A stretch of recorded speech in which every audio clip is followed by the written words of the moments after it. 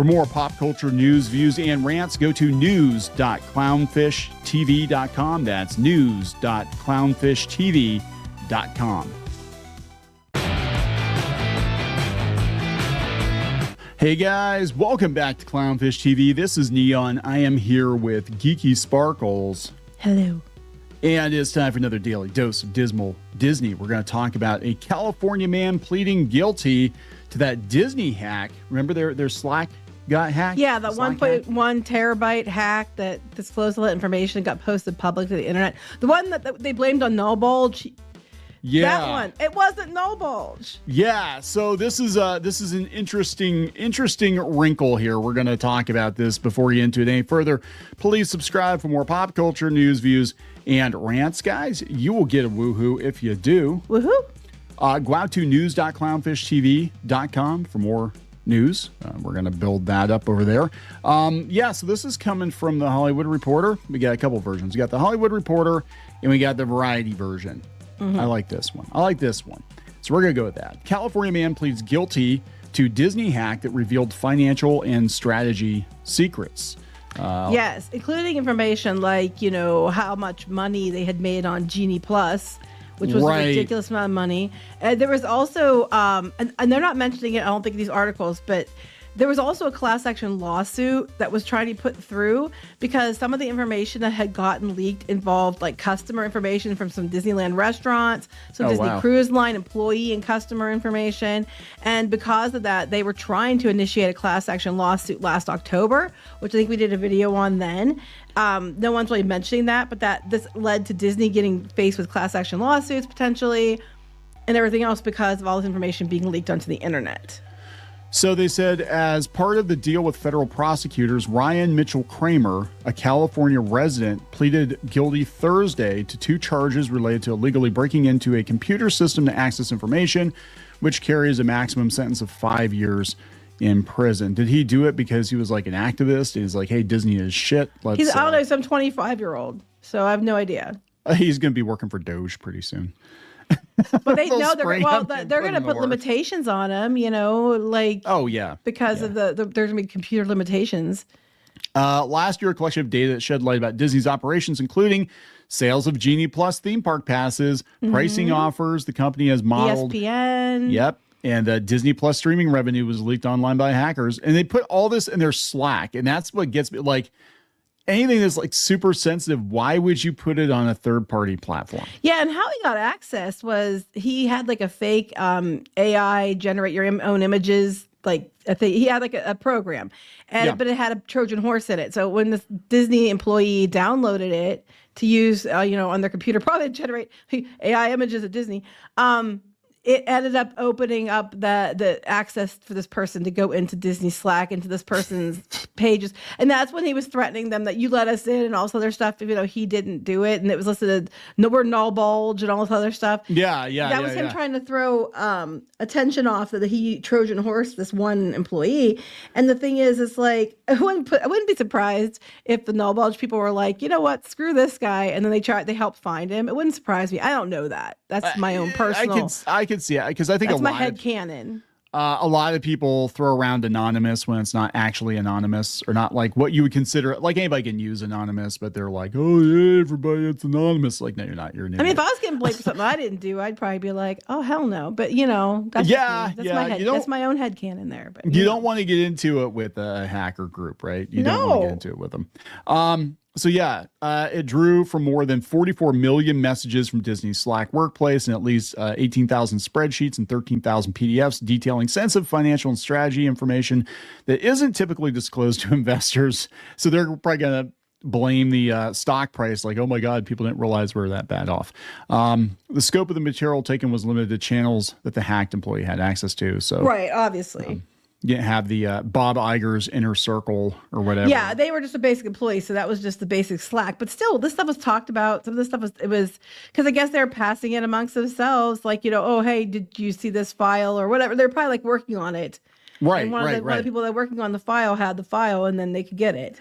So my understanding, having been around Disney theme park people extensively, is that their IT is sorely lacking.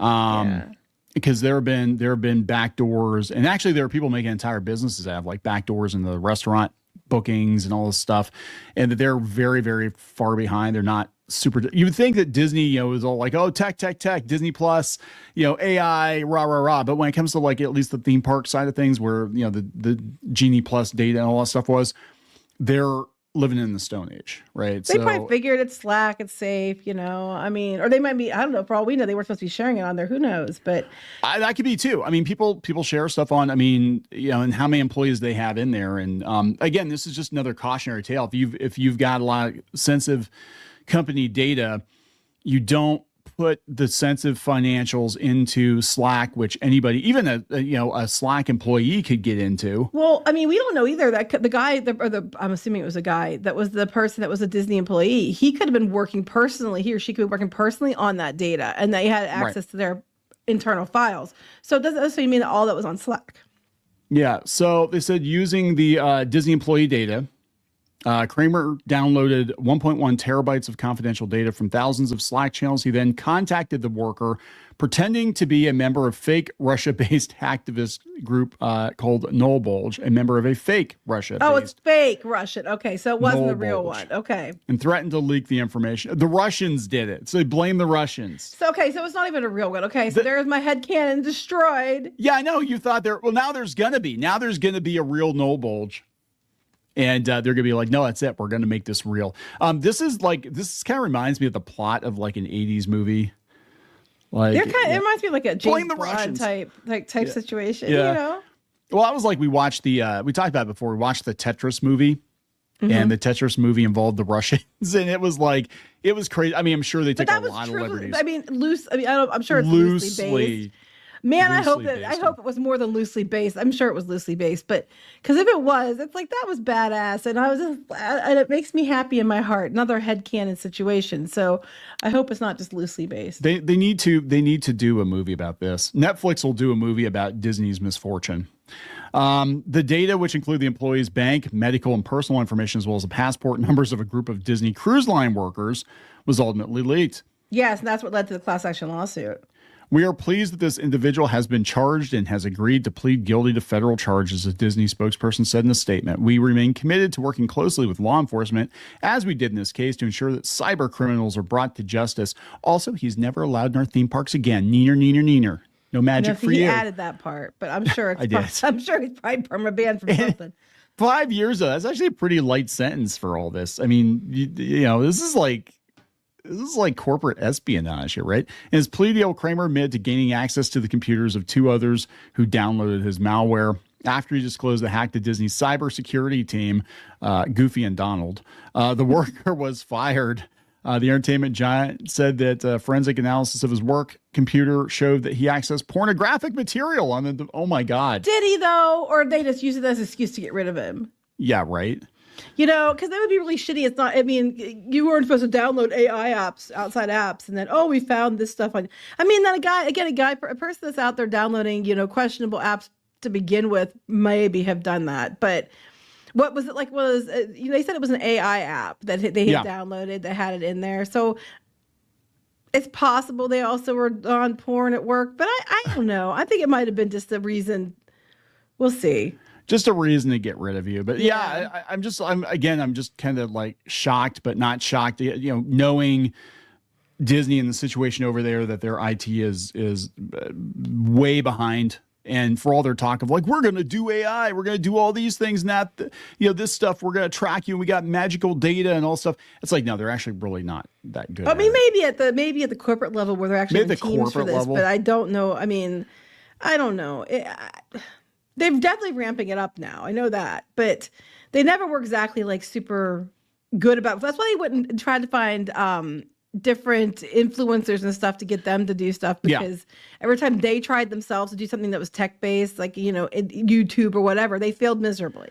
Yeah, and that's why they went out and they tried to buy Maker Studios, and they try to acquire, because they don't know what they're doing. Look at the launch of Disney Plus. Like, it eventually worked out, but they literally could have just bought, like Fox did, bought Tubi. They could have bought an existing streaming service and not spent billions and billions of dollars to build one that floundered launch day. They just don't. They have like the ingredients, but they don't know how to use them right. Like it's like you can use the same ingredients you use for like a really good recipe. If used in the wrong amounts, would be like the most nasty thing ever. And I think it's a case of where they have the ingredients, but they don't know the recipe, and they keep trying to replicate the recipe, and they always do it terribly, and no one wants to eat it.